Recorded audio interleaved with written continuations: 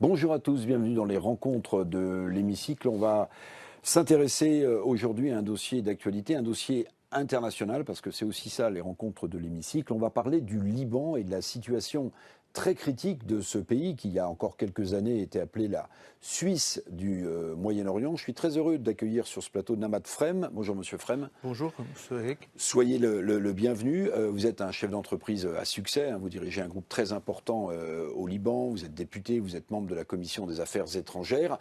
Et on est en pleine élection présidentielle.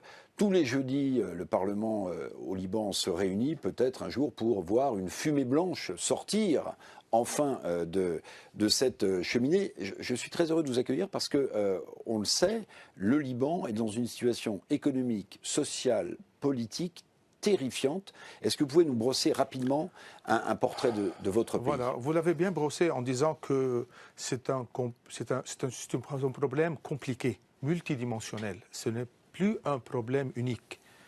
Il a commencé par être politique, il est devenu économique, puis il est devenu social et institutionnel maintenant. Et pour résoudre tous ces problèmes en même temps, ce n'est pas facile, mais il faut commencer par regarder où on peut commencer. C'est-à-dire le ventre mou, il est où? Et moi, je crois qu'il faut commencer par le plus important, qui est le côté social.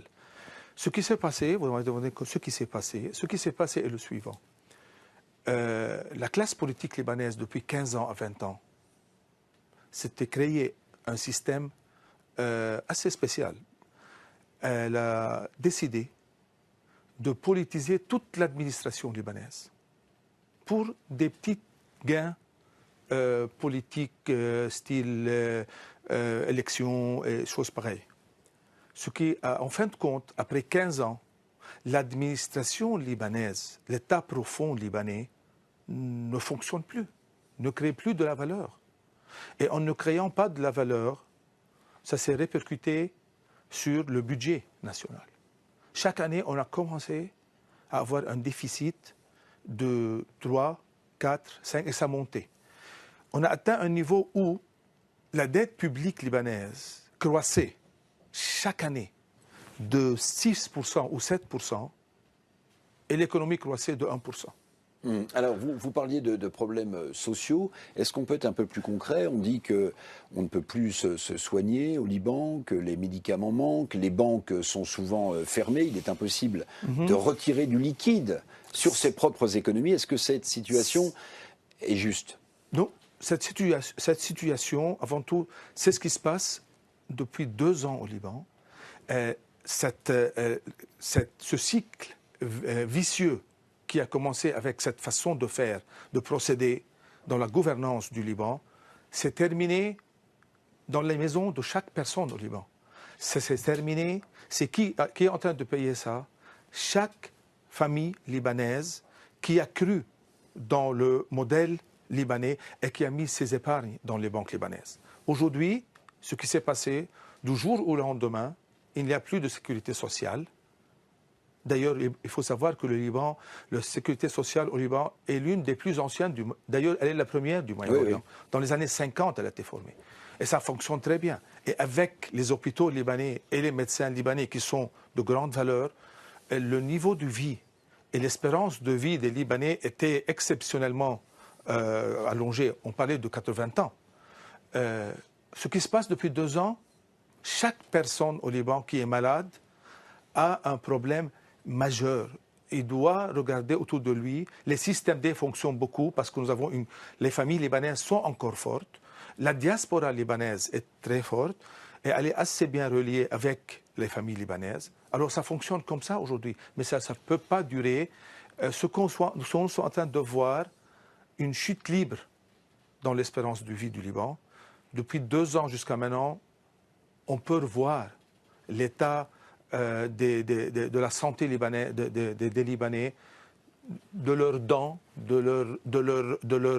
quand ils ont un cancer, le problème ils peuvent plus soigner, majeur, plus de chimiothérapie. Bien, plus de chimiothérapie, c'est terrible. Alors, l'aspect social, on vient de l'évoquer. Il y a peut-être 2 sources d'espoir, puis on parlera de l'élection présidentielle juste après. 2 sources d'espoir. Il y a un accord important économique et j'allais dire géopolitique qui a été signé avec Israël pour le partage de 2 gisements gaziers. Est-ce que ça peut fournir des recettes au pays? Et puis, deuxième question, souvent on dit la diaspora libanaise qui vit à l'étranger, lorsqu'elle revient en vacances, Oui. elle amène quelques devises et elle relance pour quelques semaines la machine. Avant tout, je commencerai par la deuxième. C'est vrai, c'est comme ça que le Liban a vécu depuis des centaines d'années, voire des millénaires. C'est le modèle phénicien, si vous voulez. C'était les cités-États qui envoyaient leurs enfants dans les bateaux faire du commerce partout dans le monde. Ce qui se passe maintenant au Liban, chaque 3 mois, en été, cet été par exemple, on a eu au moins 4 milliards de dollars en devises étrangères, au moins. On espère, Noël, qu'on va faire peut-être 1,5. On va avoir un temps mort, un creux entre Noël et l'été, parce que Pâques n'est pas quelque chose de très, je crois, ils ne peuvent pas venir facilement, les émigrés du Liban, mais ça donne des bouffées d'oxygène. Mais ce n'est pas suffisant.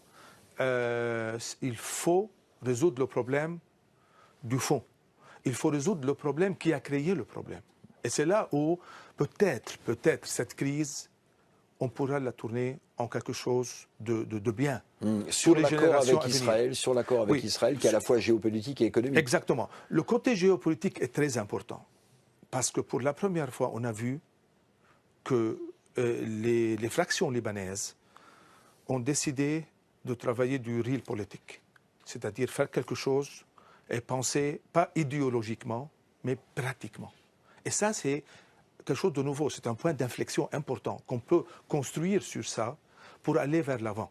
Il faut construire sur cette approche de comment on règle des problèmes et pas régler des problèmes idéologiquement. Parce que moi, je crois que quand il y a des gens qui meurent de faim, même s'ils ont une idéologie qui fonctionne bien, ça ne fait pas manger les gens. C'est pour ça qu'on peut construire sur ça.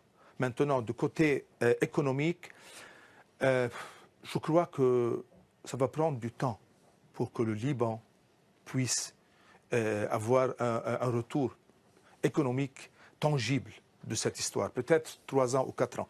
Mais ce qui serait important, c'est qu'on pourra commencer à travailler dans les autres blocs. C'est-à-dire pas seulement dans les limites, dans les 2 gisements que vous avez parlé, mais dans les autres. Ça va démarrer la chose, mais je crois que ce n'est pas suffisant pour faire sortir le Liban de son problème. Il y a aussi en discussion depuis de longs mois un accord possible, on appelle ça un Stability Agreement avec le FMI. Est-ce que vous pensez que le Fonds monétaire international attendra d'y voir plus clair sur la présidence libanaise, sur les hommes qui vont incarner le pouvoir avant de signer et de décaisser les fameux DTS, les droits de tirage spéciaux? Moi, je crois que nous sommes encore... Avant tout, je crois que oui, c'est très important que le FMI regarde et évalue le niveau de confiance avec la gouvernance, la nouvelle gouvernance du Liban. Parce que ce qui s'est passé n'est pas un problème technique, c'est un problème de qualité, de leadership. C'est ça la première chose. La deuxième chose, je crois que nous sommes encore loin d'un accord avec la FMI. De point de vue, les points de vue des 2 côtés sont encore loin. Pourquoi? Parce que le problème libanais est un problème spécial. Ce n'est pas un modèle qui a existé partout dans le monde. Les autres problèmes qui ont passé, par exemple, en Égypte ou en d'autres parties, sont très différents. Avec le Liban, c'est vraiment très compliqué. Et ça vient parce que le système de gouvernance du Liban est très unique. Cette fameuse collectivité dans les décisions crée une inertie exceptionnelle. Et il faut faire avec. Il faut essayer de travailler le modèle en même temps. C'est pour ça, moi, je crois qu'avec le FMI, il faut que le FMI regarde et comprenne que le vrai problème au Liban, c'est que maintenant, les institutions libanaises ne sont plus performantes. Ce n'est pas comment donner de l'argent, ce n'est pas seulement parler de le niveau, combien on vole au Liban, mais combien on produit au Liban. C'est ça le problème. Le decision-making process, qui n'est plus productif, il est aussi néfaste que la corruption. Alors justement, et c'est là où il faut travailler. La corruption, Namath Frem, est en face des institutions qui sont chancelantes, qui n'existent quasiment plus. Est-ce que un nouveau pouvoir politique pourrait à la fois rayer d'un trait de plume la corruption endémique dans ce pays et revitaliser les institutions? Oui, sans doute. D'ailleurs, s'il y a l'objectif de cette nouvelle échéance, moi je crois le titre majeur de cette nouvelle échéance qui est la présidence maintenant, c'est créer un choc positif pour faire démarrer un chantier complet qui travaille sur ce sujet. Et je crois que c'est la seule façon de faire démarrer la machine, parce que tout est bloqué. Moi, je ne vois pas une façon de démarrer le système directement du point politique. Il faut utiliser, si vous voulez, cette brèche qui est les institutions qui sont en destruction complète pour faire démarrer le système. Je crois que reconstruire les institutions libanaises pourrait être le projet commun de toutes les factions de ce Liban qui est désuni. Ce serait le grand projet de ces 3 années à venir pour commencer à construire la nation libanaise, reconstruire la nation libanaise, le concept de nation qui est maintenant à l'état complètement inexistant. Et ça, c'est mauvais, parce que l'État libanais s'est détruit. C'est ça le problème. Alors, je vois qu'on parle politique. Il y a quelques mois après l'explosion dans le port de Beyrouth, le président de la République française s'est rendu sur place, quasiment quelques jours plus tard. On connaît les liens d'amitié, de fraternité entre la France et le Liban et la France. Ces liens sont encore très forts. Avant qu'on parle de la présidentielle, que disent les Libanais de cette visite d'Emmanuel Macron sur place? Elle a été salutaire, elle a permis au monde entier de prendre conscience de la situation dans laquelle se trouve votre pays? Avant tout, il faut la prendre dans son contexte. À ce moment-là, les Libanais étaient au désarroi, ils étaient choqués. C'était très important de voir qu'un président de la République, en l'occurrence la France, beaucoup de gens au Liban considèrent que la France, c'est la mère généreuse du Liban, qu'il soit là, parmi nous. C'était très important de ce point de vue-là. D'un autre côté, les Libanais ont senti, le peuple libanais, ont senti que il y a des gens qui ont senti un peu trahis parce qu'ils ont senti que le président croit toujours dans la classe politique libanaise. Et moi je comprends pourquoi il croit toujours, parce que c'est une classe politique qui a été élue librement par les Libanais. Et c'était un moment de vérité pour le peuple libanais, pour leur dire, et pour qu'on se dise nous-mêmes, mais on ne sait pas faire l'autre choix si on n'est pas content avec cette classe politique. Maintenant, quand on prend un recul de 3 ou 4 ans, moi je crois qu'elle était très importante, parce qu'elle a mis les lumières sur ces preneurs de décision dans le destin du peuple libanais, et tout le monde, avec le président Macron, leur a dit « aidez-nous à vous aider ». Et quand on voit qu'ils n'ont pas pu aider le monde pour que le monde aide le peuple libanais, je crois que ça va rester un point noir dans leur conscience, au moins dans leur conscience, peut-être dans les générations à venir libanais. Et ça, c'était très important. Sans faire cette démarche, le crime serait imparfait, si vous voulez, pour ces politiciens. Alors, parlons de vous, Namath Frem. Donc, je lisais des députés. Vous allez nous expliquer un peu comment le Parlement travaille en ce moment à l'élection, tous les jeudis, du futur remplaçant du président Aoun. Vous êtes chrétien maronite. Vous apparaissez comme une sorte d'intersection commune, peut-être de dénominateur commun entre les différents courants politiques. Vous apparaissez pour certains presque comme une sorte de candidat un peu naturel. Ça vous choque? Vous avez entendu parler de ces formulations? Bien sûr, je suis en plein dans dans cette tourmente. En même temps, je travaille beaucoup sur ce sujet qui est essayer de trouver une solution à ce stalemate, comme on dit, à ce calage du système, de la machine libanaise. Jusqu'à présent, c'est calé, ça ne bouge plus. Il y a peut-être 45 députés d'un côté, 60 d'un autre. Et la constitution libanaise, d'ailleurs, est très importante, et il faut noter ça. Dans la constitution libanaise, le quorum est de 85 députés sur 128, c'est-à-dire 2/3. Ça veut dire qu'on ne peut pas élire un président sans 2/3 du Parlement. Ce qui veut dire qu'on ne peut pas élire un président qui soit un affront d'un côté avec des couleurs, comme on dit, très fortes. Il faut qu'il soit un centriste. Donc vous apparaissez comme une sorte de point d'équilibre. J'apparais comme un centriste.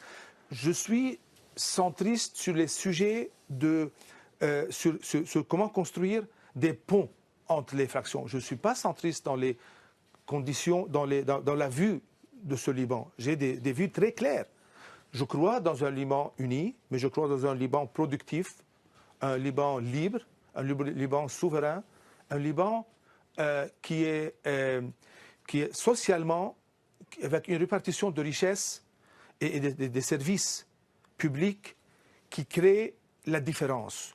Pour moi, je crois qu'un pays comme le Liban, qui est construit autour de 4 ou plus communautés, l'État, c'est-à-dire les institutions libanaises, doivent être le point de rencontre entre toutes ces communautés et créer de la valeur perçue.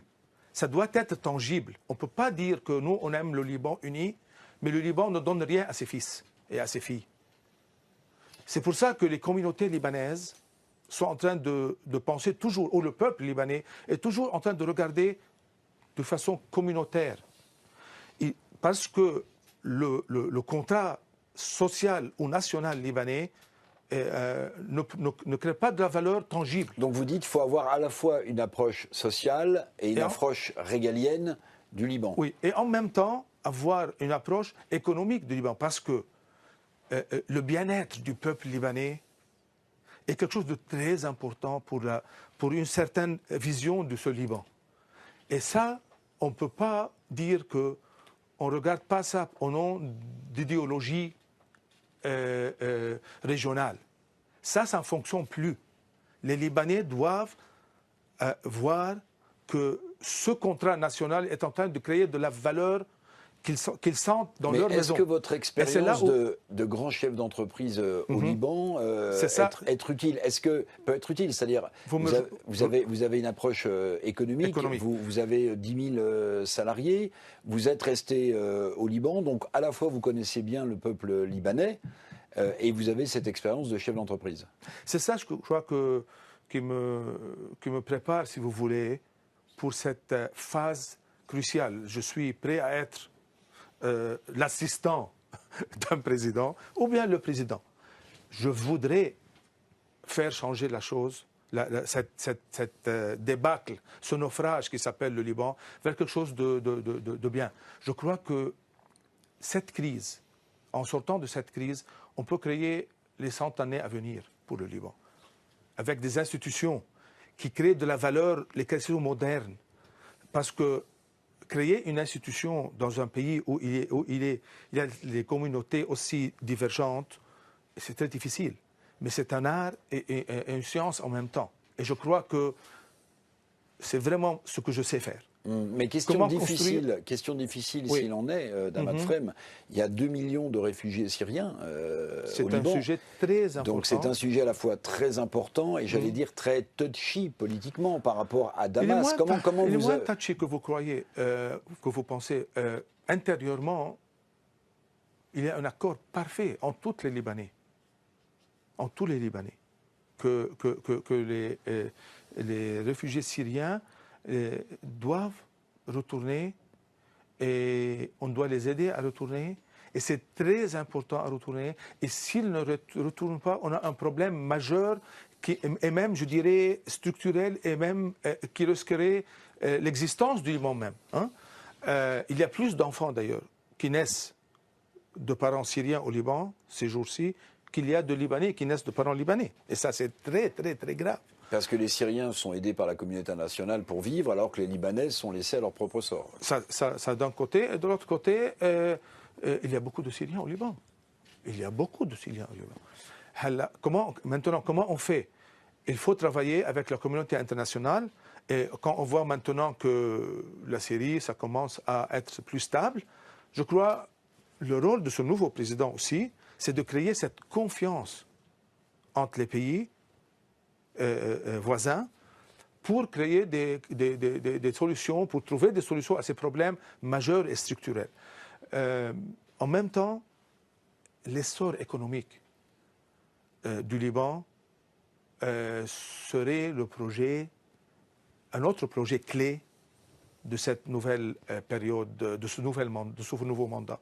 Parce que ce qui s'est passé au Liban, cette chute terrible de niveau de vie, si on sait comment s'en sortir, on peut recréer une économie qui est différente de ce qu'on avait avant. On a besoin de créer une économie plus productive.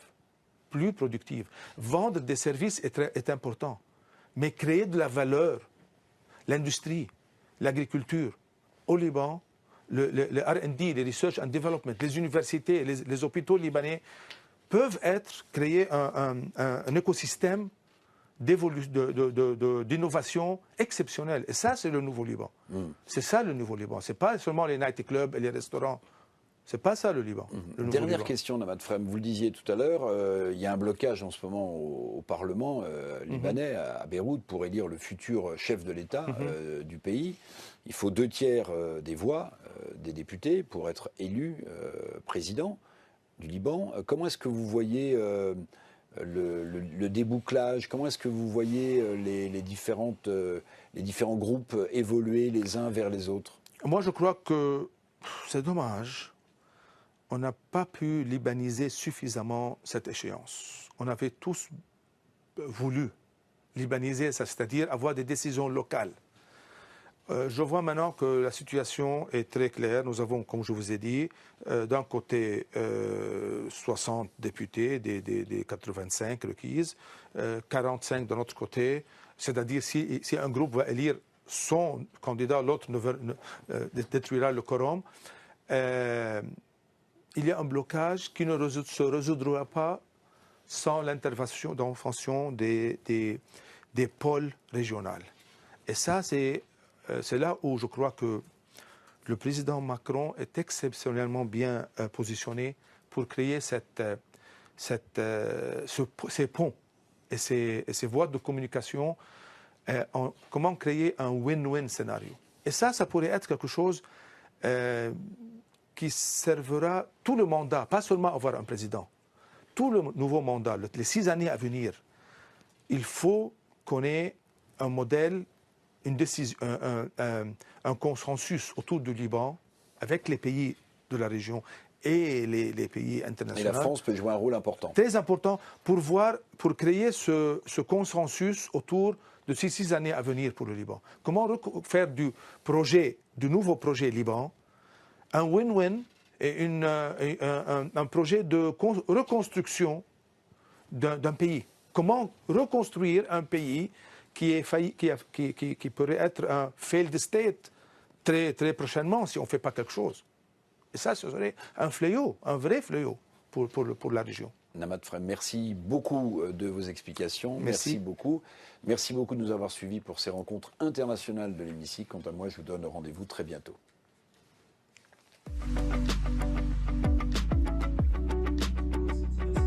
Merci beaucoup.